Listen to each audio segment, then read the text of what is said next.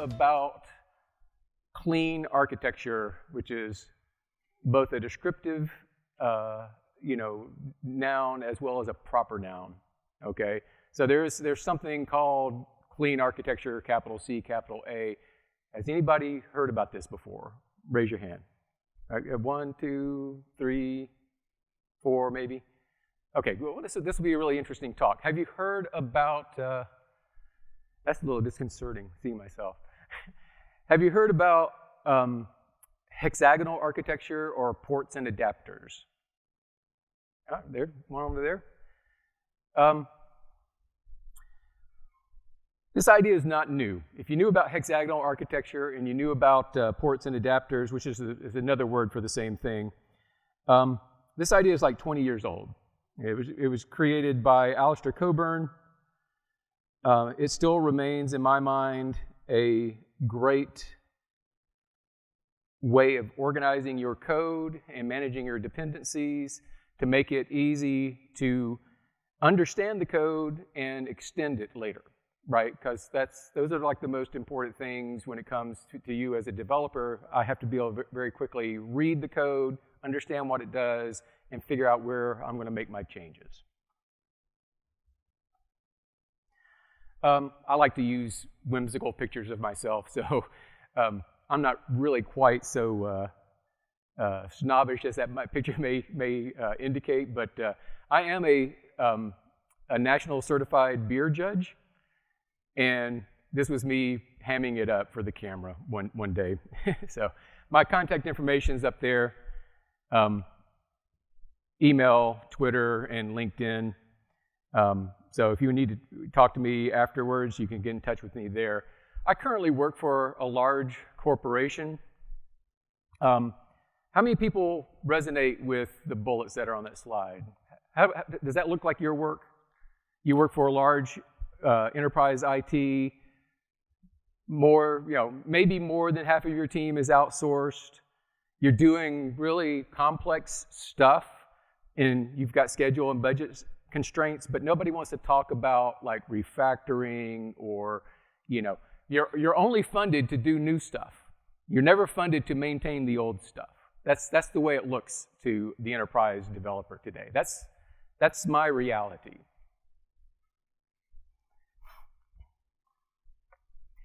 So that's a bad culture to write code in, right?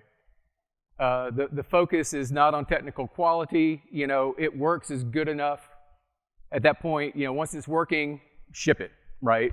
Put it in production. Documentation is, secondary if at all. You've got a couple of good guys on your team, good technical, strong leads, and if they just had time to help the junior programmers, review their code, become better programmers, that would be a wonderful thing, but that just never happens. Hey guys, if you're coming in, why don't you grab a seat towards the front? So I feel like, I've actually got a good crowd. Actually, I do have a good crowd here. You guys are, thank you for coming. And all of your decisions are basically handed down developer to developer, and as the contractors come and go, it's lost over time. Okay, that's the kind of environment that I've been working in for 20 years.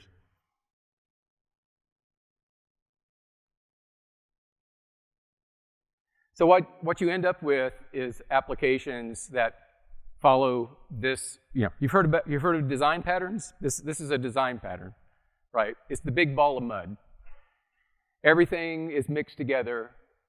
Abstraction. Somebody created a nice abstraction at some point, encapsulated some code behind it, but over time, these guys who are kind of trying to just patch the code to get it to work for the current requirement, allow those abstractions to leak. The code, is no longer encapsulated. There's no real way to go and look at the code and know what it does, right? Because everything is mixed together. The responsibilities are all mixed together. And gradually, it's like entropy. This is an example of entropy on code. Things begin to rot over time, and you end up with a mess that nobody knows how it works, and nobody knows a good way to extend it. No one really understands what the code does anymore. So what happens to your delivery times in that? They get longer, right?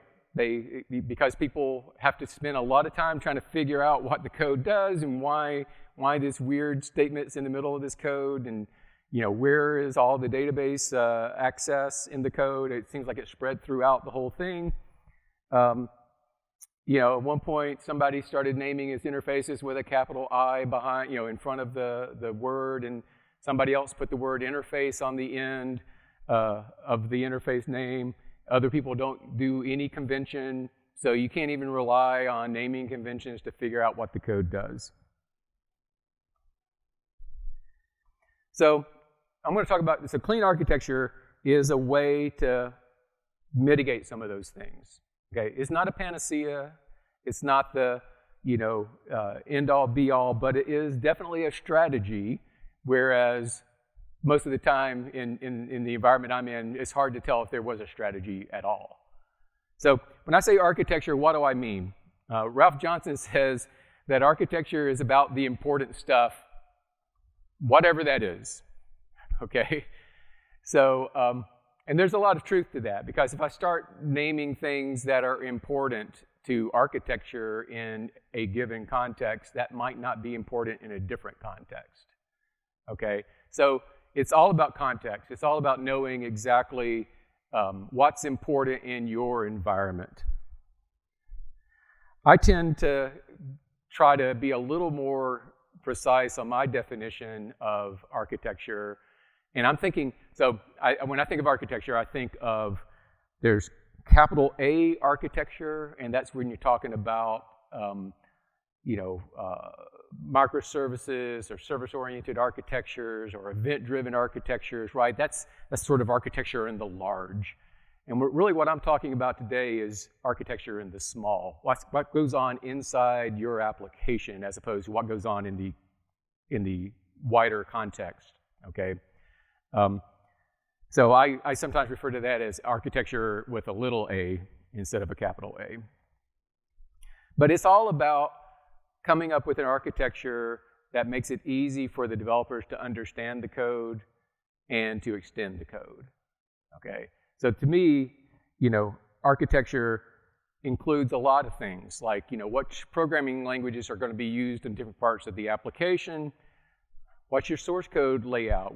If I need to go update, a controller, where do I look for it? Okay, naming conventions, like I talked about. How do you name interfaces versus enums if you do, vary those things? What's your dependency strategy, which is actually really important, because if you want to have your architecture be resilient, then you want to make sure that you understand what depends on what, and that you don't break those dependencies as you continue to add code to your application. Which frameworks are in use, what design patterns are in use. So all of that is architecture. Robert Martin says the job of the architect is to defer decisions for as long as possible. Does that seem kind of weird? Okay. How many people start a project with most of the decisions already made, right? Sometimes, as I saw, a couple hands in the back of the room, sometimes you start a project and you say stuff like, we're going to use Oracle. Well, why are you going to use Oracle? Is the data model lend itself to a relational model? No, we have an enterprise license for Oracle, and that's the standard. So we're going to do that. Okay. That's not architecting anything. That's allowing the in a lot of cases you don't have any choice, okay, but I understand that.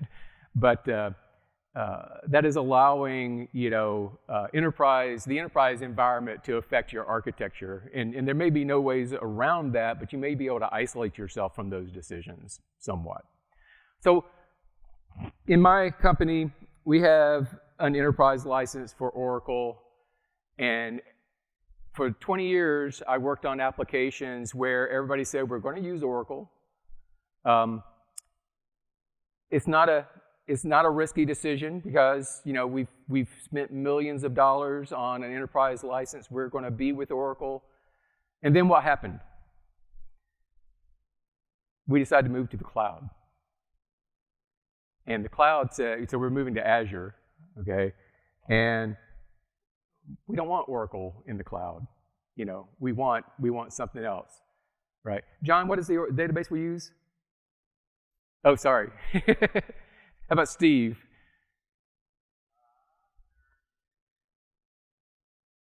Is it Postgres? Postgres, yeah. So that guaranteed 100% concrete, never going to change decision just got changed. Okay? So are things constant in the tech industry? Is this an industry, you know, where decisions are rarely made and they last for years and years? No, right? Things change all the time. So what you want to do is you want to be able to have an architecture that allows you to isolate the important parts of your code to the stuff that's details. And sometimes things like, you know, is my API SOAP in XML versus REST? Maybe that's a detail. If my relational database is Postgres or Oracle, maybe that's a detail. Okay, so we wanted an architecture that allows us to forget about, when I'm working on the business logic, to sort of forget about those things and focus on the business logic. And when it comes time to implement the database layer, I can do that without affecting the business logic. And that should be true for pretty much every part of your application. You know, interfaces, how it talks to the outside world, etc. So anyway, that's my view of architecture. I'm gonna kind of jump into a radically different set of slides at this point. Maybe not radically different. So anybody recognize either one of these two directory structures that are on the, yeah, which one? The right side one is what? It's an application, but it's specifically a Ruby on Rails application. Okay. The thing in the middle is an iOS app of some type, most likely. Okay.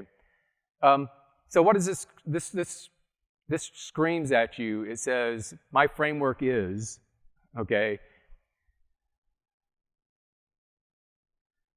But what business problem does it solve? If I were to try to figure out what business problem it solves, I'd probably have to go and look in multiple places. I'd have to go, you know, maybe I'll look in the models directory to see if there's any sort of business entities there, right? Maybe I need to go look in core data to get some idea of what my persistence, you know, which might be part of my business logic. There's something called application up there. Maybe that has something in it. Maybe it doesn't. You know, it's hard to say. But the thing is that what this communicates to you is the framework that's in use. It doesn't communicate the business problem it's intended to solve. And that's another quality that I want in my architecture, is I want to be able to see what business problem this thing solves. My architecture should scream at me, this is a healthcare business, you know, domain. This is a finance domain, okay, etc. So what would happen if we, instead of picking the framework first or the database first, what if we just forget about all that? That's all detail. And what if we do instead, we say, let's start with the business problem we're trying to solve, but while we develop it, let's apply, you know, what we think is good practices for writing code. Okay? So what makes code good? Anybody familiar with the solid principles? Yep. Good number of people here. Yep. So this is a nice set of 5 principles, heuristics, if you will, that talk about what makes code good versus less good. Okay. Single responsibility principle basically says every class should have a single responsibility, not multiple responsibilities.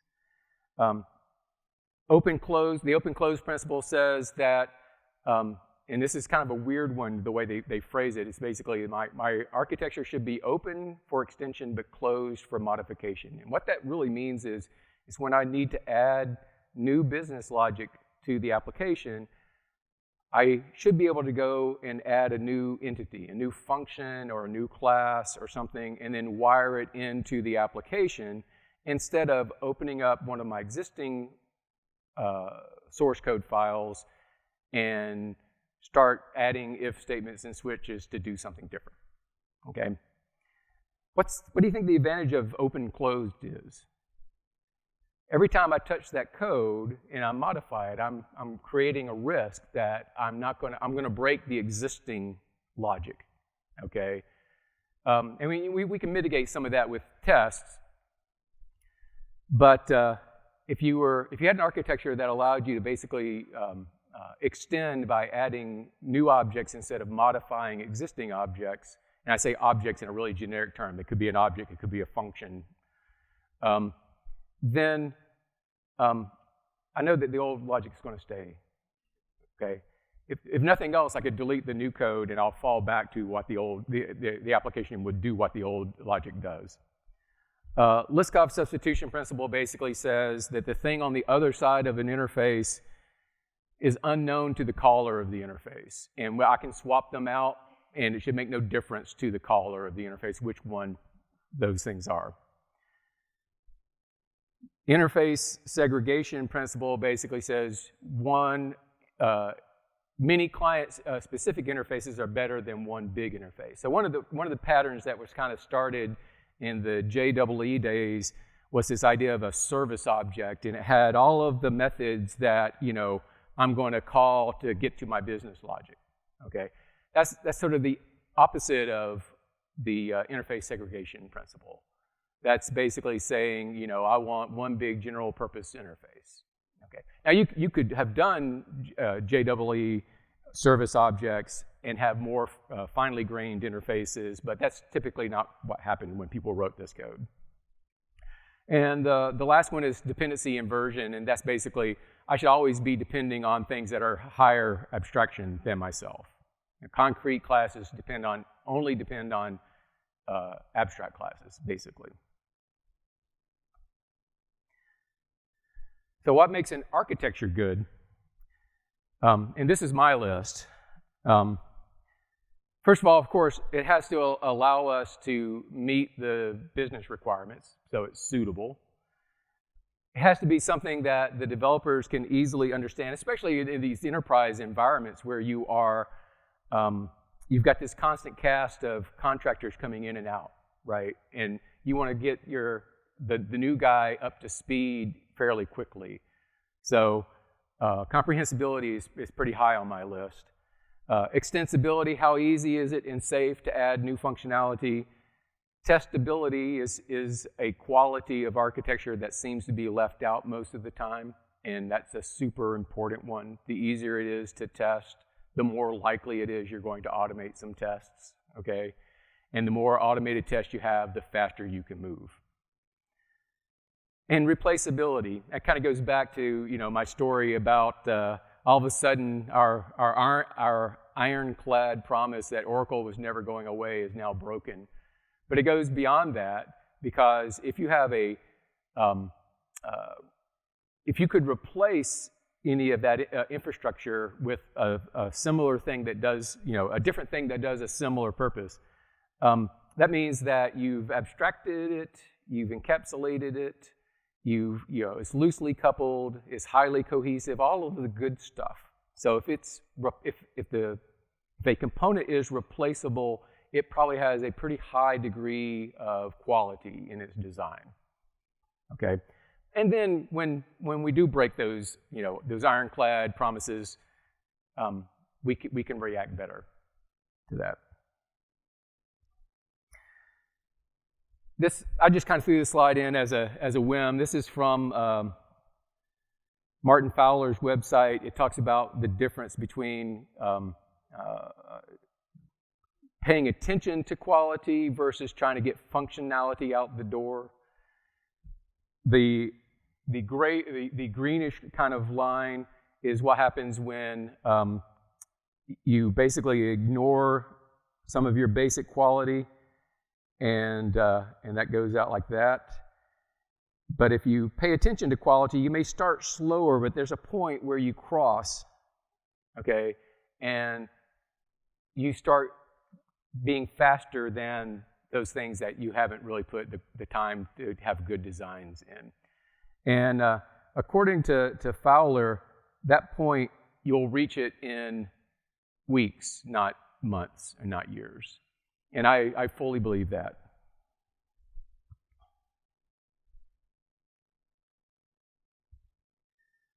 So let's go back to our business case. I'm going to take an example of a business problem to solve, and I'm going to walk through creating an architecture, and we're going to reinvent clean architecture from basic principles. Okay. So first thing you want to do is figure out what use cases that your software is intended to solve. What kind of software is this? Can you tell from the name of the use cases? Anybody? We're billing and invoicing, right? It's a financial application of some type. We can generate invoices, we can view invoices, we can pay invoices, and we can look at a payment history. All right. What would happen if we decide that each one of those use cases is a first-class Java object in my system? Okay. So I go in, I create a package called domain.useCase, and I create a shell of a class for every one of those use cases. Then I pick one of those use cases. Let's pick the make payment use case, and let's just do some analysis on it. I think about the domain. I think about how I'm going to make a payment. So typically, when I make a payment as a customer, I need to come in with my bill. I need to come in with some money. I give it to whoever's behind the counter. They give me a receipt. Okay. So if I do that analysis on this as inputs, I'm going to need to know what my invoice number is, and I'm going to need some sort of payment information. And as output, I'm going to get a confirmation or a receipt. Maybe I actually should have named that receipt instead, just to make it more reflect the business domain instead of payment confirmation. And we're operating on some object called an invoice. Okay, so let's in my example code, let's create a package for any of the entities that I have identified. Okay, we've talked about a customer, we talked about an invoice. If you do a little analysis on invoices, you know that there's line items inside the invoice. And I need some way for getting data in and out of this use case, and so I created the domain.common package, and I put my input-output records that are not actually business entities in there. So in this model, the use cases and the entities, that's my business logic. Okay, that's the heart of my application. That's the most important part of my application. I don't really care at this level when I'm solving, when I'm writing business rules. I don't care about my database. I don't care about my REST APIs. I don't care about, event buses or event sourcing or any of that stuff. I care about, how do I pay an invoice? Okay. And I've got some common classes that are used for input and output. Because this is our most important code in our system, I'm going to suggest that we're going to keep it pure. And when I say pure, what I mean is I'm not going to put any framework code in this, not even Spring. I know SpringBoot's part of the title or part of the description of this talk, but I don't want a framework in there that gives me a dependency on something that I don't control, because this is what my business is all about, okay? This is what my business is about. Spring has its own business model. I don't want their business model mixed in with mine. I don't want any database code. I don't want any UI code. Just it's pure business logic. And this is sort of an example of the single responsibility principle that I talked about in the solid list of principles. It does one thing. It does only one thing, and that is it solves my business use case.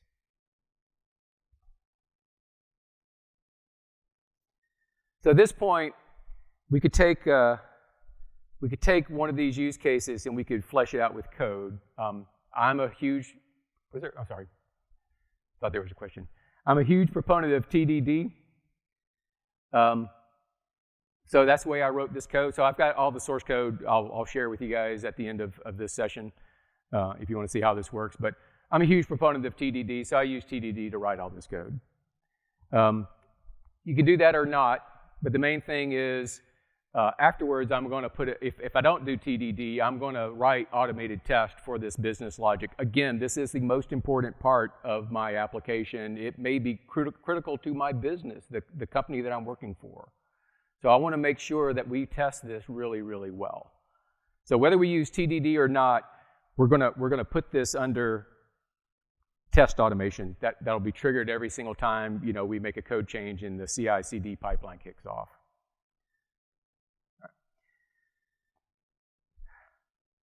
After we look at the make payment algorithm, and we're going to do things like we're going to get the invoice from the customer. We're going to look up that invoice from whatever persistent store we have. If there's nothing due, we'll just return and tell them that we didn't take any payment. If there is something due and it's being paid in a currency that's different than mine, I want to convert it to dollars or whatever my currency is for my company. Then I'm going to go to an external system and request payment. Request that payment transfer to actually occur. And if that's successful, we're going to update and save the invoice. We're going to inform the customer of the payment details. Or if we get a failure, we're going to return the failure to the customer. It's a pretty straightforward algorithm, right? Look up the invoice. I'm going to need a service to do that. That could be a database. It could be a microservice. At this level in your business logic, you don't care. You don't care where the invoice comes from. You just want to make a request to it, and you're going to get back an invoice object of some type. So we're going to create an interface called invoices, and that's going to have all of the code in there for fetching and finding and searching invoices. When we talk about converting payment between different currencies, I'm going to need some service, and that's probably going to be a microservice of some type. But again, I don't really care at this point. I just know I have a service that does this. I create an interface for that. So you may ask, so how do I know what the interface looks like? Because I haven't chosen a service or a database. Well, I'm going to write the interface to match what the business logic wants, not what the infrastructure wants, the framework, the database, the microservice, okay? Request electronic payment, same thing. New interface. I'm going to write it in something that makes sense for my business. I'm not going to worry too much about the details on the other side of that interface. When we update and save the interface, well, we've already got this invoices interface. Let's just add some update methods to it. Okay. So you end up, I know they're probably a little bit small on the font there, but you end up with several interfaces that you've built for your business logic. Yes.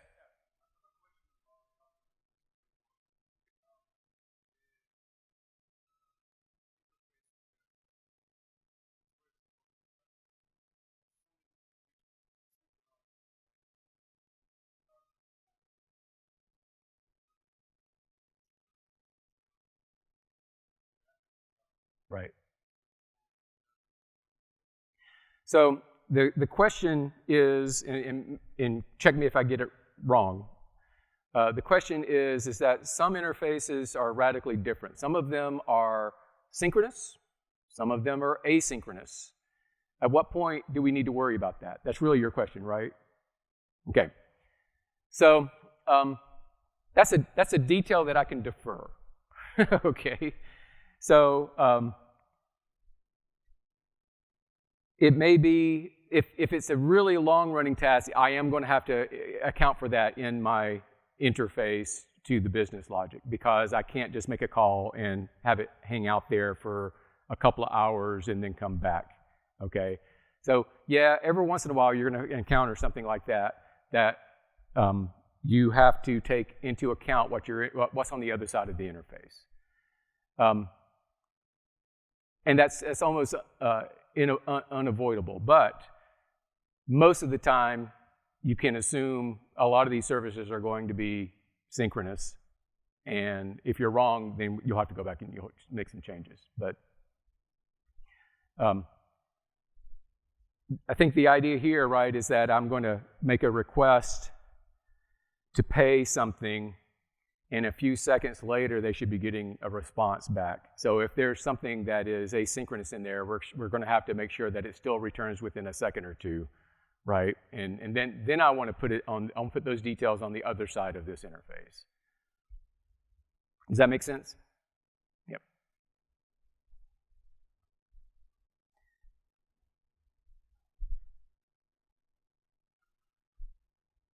Because there's no frameworks, there's no external dependencies, there's no framework code, external libraries. I can just use JUnit if I wanted to and automate the test for this and get very, very high coverage and very, very fast execution. And you can see in the example code that I'm providing, my I got 100% code coverage, which I was pretty happy on, and my test ran in 1.055 seconds. Okay, now it's relatively trivial code, but I don't know if you can tell, but in the let me go back to my pointer. In this list of times, the first test, view invoice test, took about almost 9/10 of a second. The other two tests ran in hundredths of a second. So I'm guessing that most of that time was from the JUnit startup times, basically, on that test, because there's nothing really fancy about the view invoice test. So I could probably add dozens, if not hundreds, of tests to this and still run in a couple of seconds. Okay. Again, because I'm not depending on any frameworks, no databases. I'm essentially just using Mockito to stub out everything except for my input, and I'm checking my output. Yes, sir.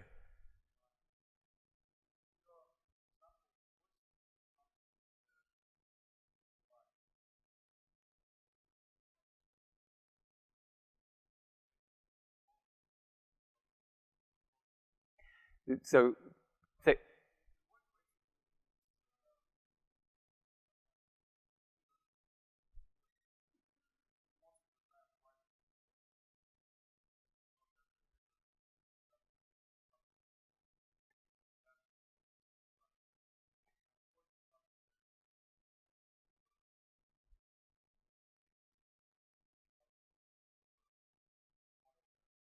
So the question, again, make sure I get it right. So the question is around invoice, especially when you say view invoice is one of my use cases. That I'm going to present that to the user at some point. Okay, it might be through a web UI or an app on the phone or whatever. So shouldn't I be taking into account some UI concerns in the invoice data model? And I'd actually say no, you shouldn't be, because in pure business terms, this is just data that represents a sale that was made at some point, a list of items that that person bought. This is all just business data. It's not presentation data, okay? On the whoever calls the view invoice use case gets back just data about the invoice, and then they determine how they're going to display it to the user. So let's take an example of I've got a desktop application. On the other side of that interface, I might have, let's say it's a phone app. I might have an iOS app, essentially, with views and controllers and all of that stuff, who's going to display it to the user. In another case, it's a B2B interface that's calling me.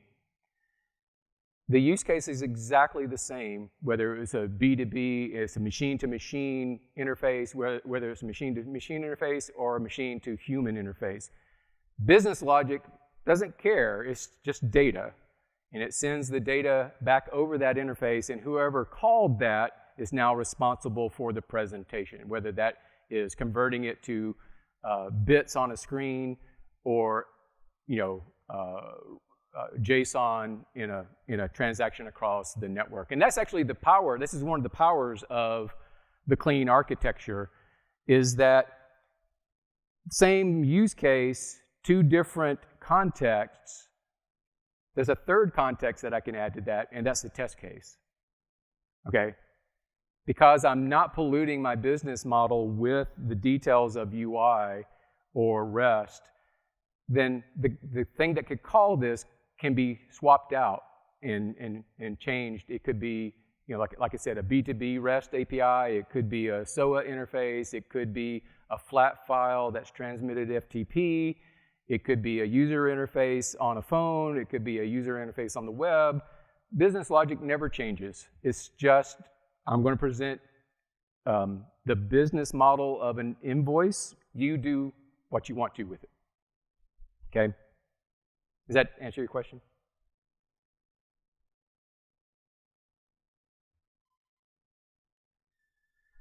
So at this point, we can finish the domain.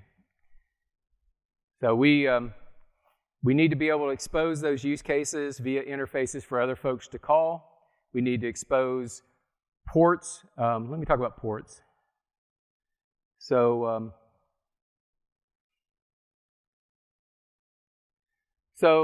the three interfaces, you notice I put them in a package called domain.port. Okay. In the clean architecture, a port is an interface that the use case calls to do something that's external to the business logic. Okay. So that's what we mean when I say ports. And by the way, this is another example of the interface segregation principle. When I want to put the use cases, when I want to expose the use cases to the rest of the world, what I'm going to do is I'm going to create an interface for them. Let me get back to my pointer. So there's my make payment interface. So I'm going to have the use case implement that interface so that somebody else can call me and invoke the use case itself. But then I've got other interfaces that are crucial to, and these are the ports, okay?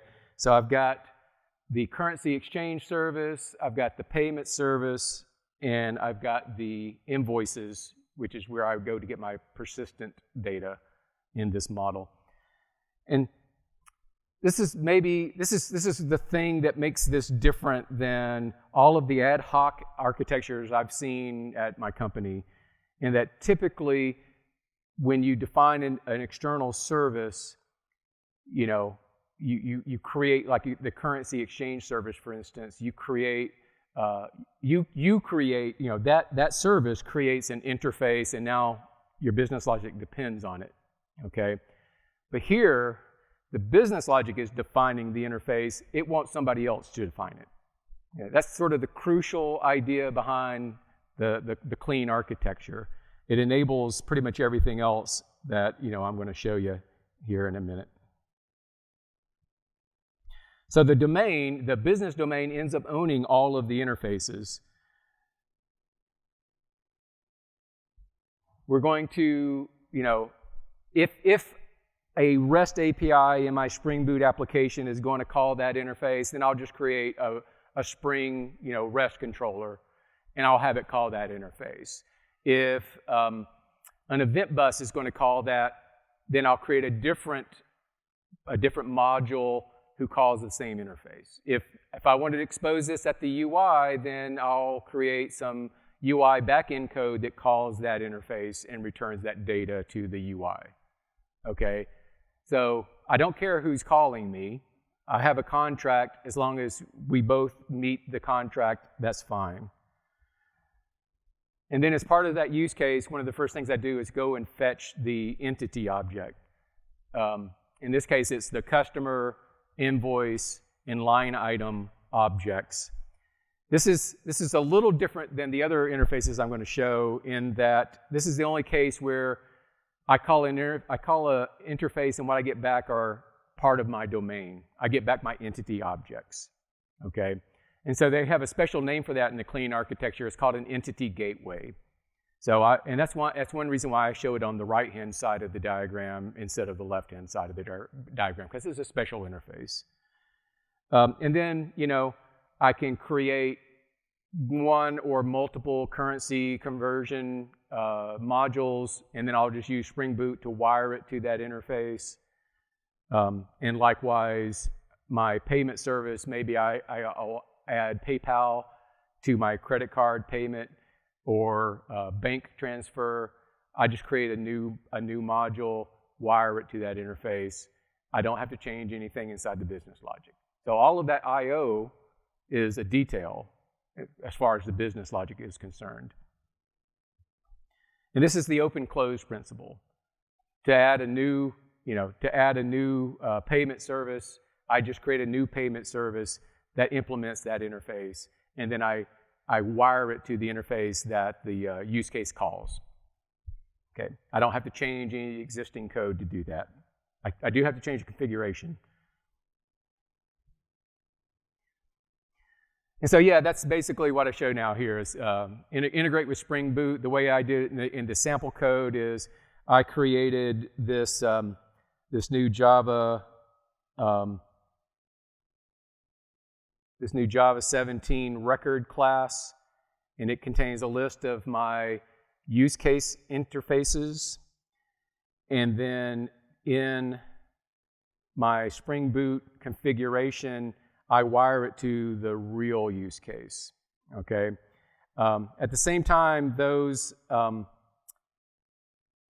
like this view invoice use case needs the invoices interface, the customers interface, and the currency exchange interface.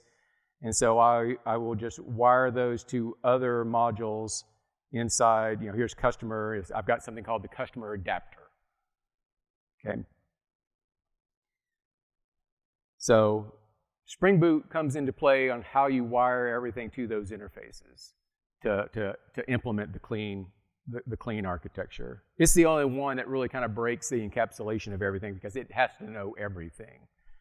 But it has no business logic in it whatsoever. It's just purely wiring interfaces to objects. That's all it does.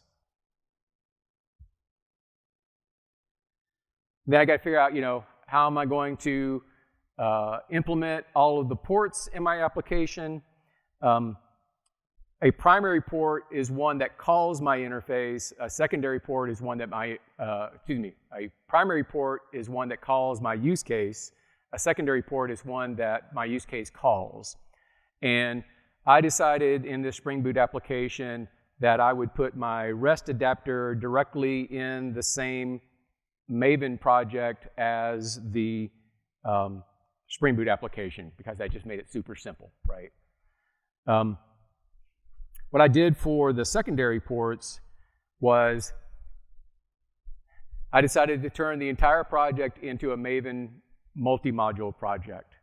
And then I put my domain in one submodule of the Maven project. My SpringBoot application is in a separate one. And that's the bottom two, domain and application. And then all the things that could possibly implement the secondary ports are individual Maven modules within this Maven multi-module project. So why did I do that? So the simplest thing would not to have done this. The simplest thing would have just put it all in the same project. And that's a perfectly good, in fact, that's the way that we implemented our first couple of clean architecture microservices. But it occurred to me while I was writing this presentation, wouldn't it be really cool if the interface between, so what if the interface between the credit card company and my code changes? Wouldn't it be really cool if I could just unit test that change and then put out a single jar file that contained only the credit card adapter code? Or my business logic changes. Wouldn't it be really good, because we got 100% code coverage on the business logic? Let's change the business logic, add the unit test, get 100% code coverage, get everything green, and just release that one jar file instead of the entire application. So each one of these Maven projects, the dependency in the application project is provided, and the packaging for all of the other sub-project is jar. So they all produce jars, and at the end they just depend on the jar files, not the source code.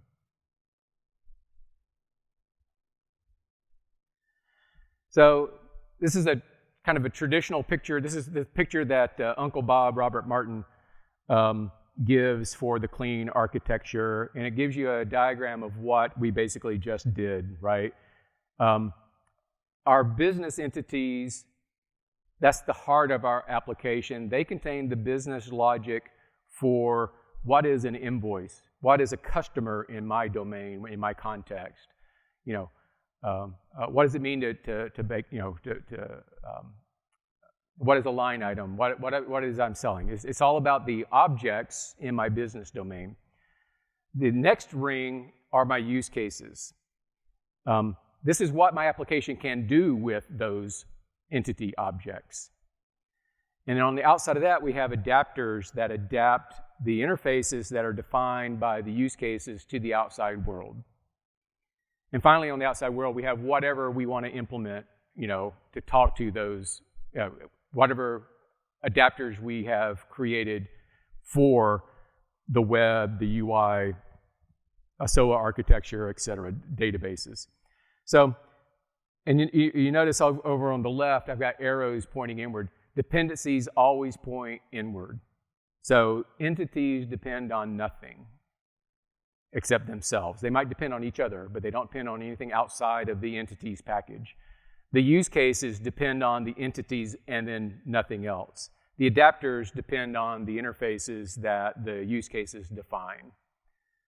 And then, you know, the rest of the world, my frameworks like, you know, Spring and everything else, you know, depend on those adapters.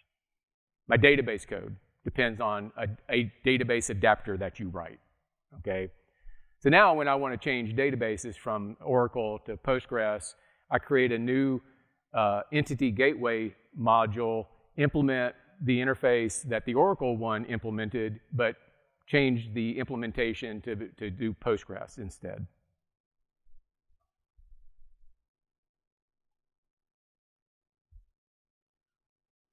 So basically, this is sort of a repeat of what I just said.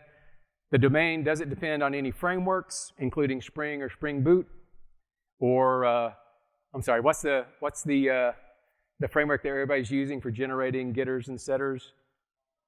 Lombok. Yeah, doesn't depend on Lombok. You know, now question is, do you put log4j stuff in there? You know, well, maybe not log4j, right? Because of security problems that they've had, but ideally, you know, nothing, no frameworks, nothing but just base Java itself. The domain doesn't depend on any code outside of the domain package. Entities don't depend on anything even inside the domain package except themselves. Use cases depend on entities and ports. And with one exception, the data that crosses the boundaries in that diagram, the previous diagram, are just simple, either primitives, you know, ints, strings, dates, you know, that sort of thing, or they're just bundles of data, you know, DTOs or records, whatever you want to call those things. And that's it, with that one exception, that being the entity gateway. And the adapters don't depend on each other. So Neil Ford talked about, you know, there are no truths in software development, and I really resonated with that. So everything is a trade-off. Everything is a trade-off. So what are the trade-offs we're making if we implement this clean architecture.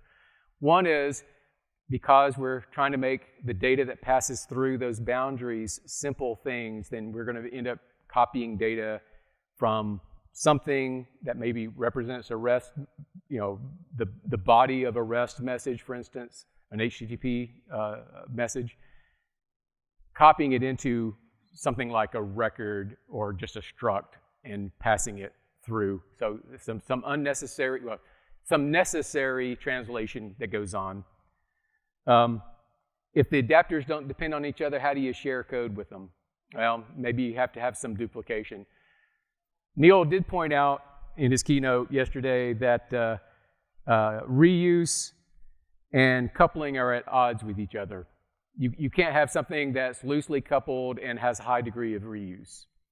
So we're asking for it to be loosely coupled, and we're going to have to do some duplication, potential duplication. I can't take advantage of all those cool frameworks like Lombok in my domain. Okay, that is a trade-off. But you really, in my opinion, this stuff is the most important code in your system. I can't say that enough. It may make or break your business. Why would you want to depend on something you don't control? Okay. And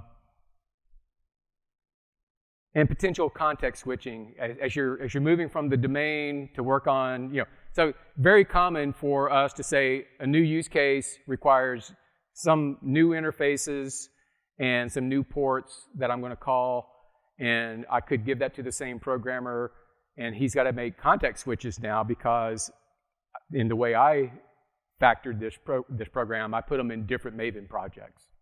Okay, and that's just sort of a truth, right? Now, if you go to the original way that we did, our first clean architecture applications, where we just said it's all in the same Maven project, it's all in the same source code tree, then you don't have that context switch as bad, but you lose the ability to release individual jars based on what changed. Instead, you have to release the whole application.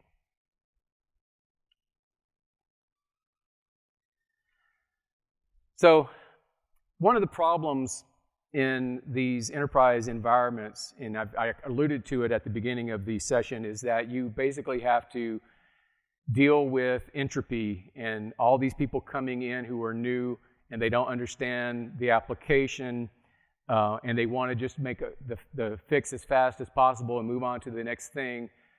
So how do you maintain that, for instance, that dependency policy that everything only points to the inside of the circle?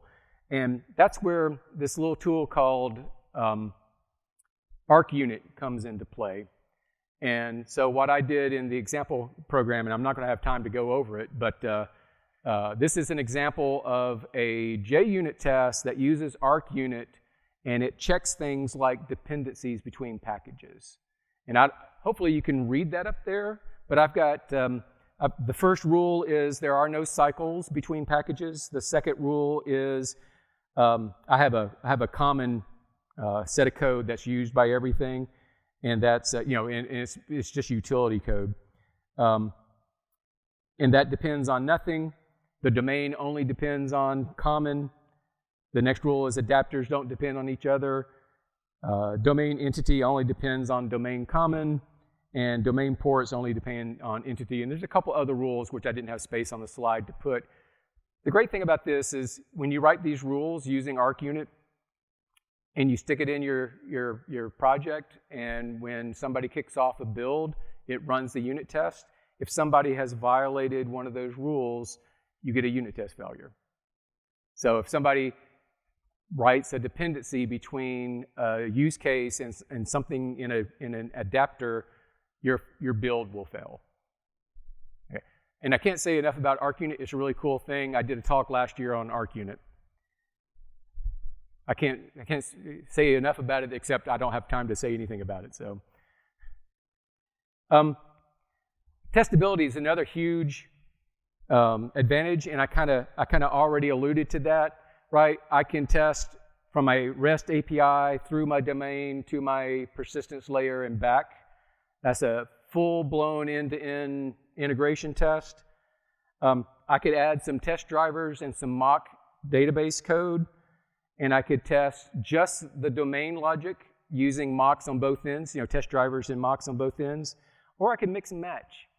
All I got to do is change my my SpringBoot test configuration, and I could test real REST API to mock database code, or I could test test driver to real database code, okay? Because it's just a plug-in architecture, and we're just plugging in different adapters to it. So I talked about, I gave you the two examples of an iOS application and a Ruby on Rails application and said, what do these things do? This is one of the other advantages of clean architecture, is you get a new programmer and he wants to understand the domain. You point him at the entity package and the use case package. And he says, you say, the entities are my business objects. That's what my business defines as things that are important.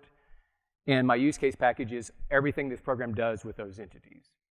One place to look, well, two places to look, but they're both in the same Maven project in my example. Not polluted with anything else. So if I had a new user story as a new programmer on your team, and somebody wants to give customers a 10% discount on orders if they pay within 10 days of the invoice date, where do I make that change? Where do I start looking in my code to make that change? I can read it, and it's right there. It says make payment use case, right? The new user story says I want to do something when somebody makes a payment. I go and I find my make payment use case, and then I figure out what the business logic is and figure out where I need to change it. So that's it. All of the source code that you saw just screenshots of are available at that source code link on my GitHub. I've got a description of ports and adapters, or hexagonal architecture, which is what clean architecture is based on. And then the second one is the actual article that Uncle Bob wrote on clean architecture. And again, my contact information at the bottom. Let me know if you have any, questions. Do we have time for a couple of questions, maybe? Any questions? I think we got a minute or two.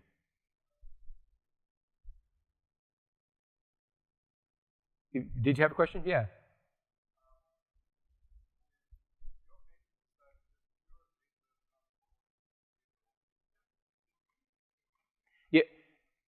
Yeah.